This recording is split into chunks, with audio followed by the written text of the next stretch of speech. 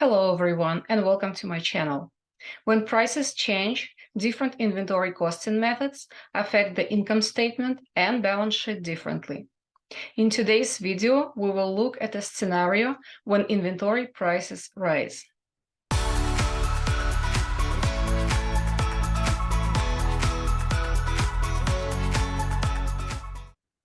Inventory costing allows companies to provide a monetary value for the items within their inventory. The valuation of inventory is not a minor issue, because the accounting method used to create a valuation directly affects the amount of expense charged to the cost of goods sold in an accounting period, and therefore the amount of income earned. It also affects the balance sheet, as inventory is reported on the balance sheet. Today, we will look into three accounting inventory methods: first in, first out, last in, first out, and weighted average method. I have many videos about inventory and the cost of goods sold. I am posting the link to the playlist here and in the description. When the FIFO method is used during a period of inflation or rising prices, the earlier units cost are lower than the more recent unit cost.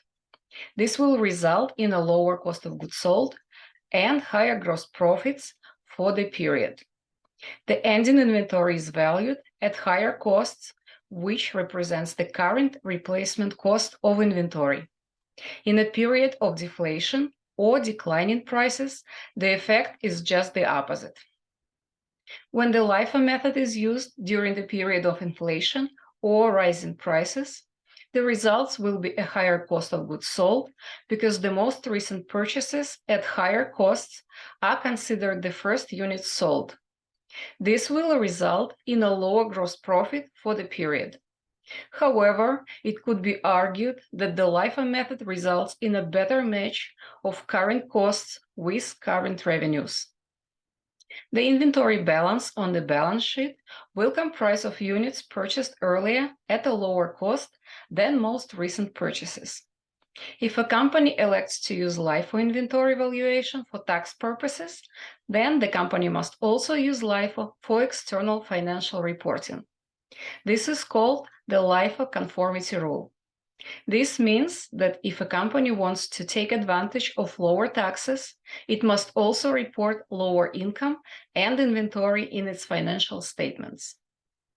The average cost method is, in a sense, a compromise between LIFO and FIFO.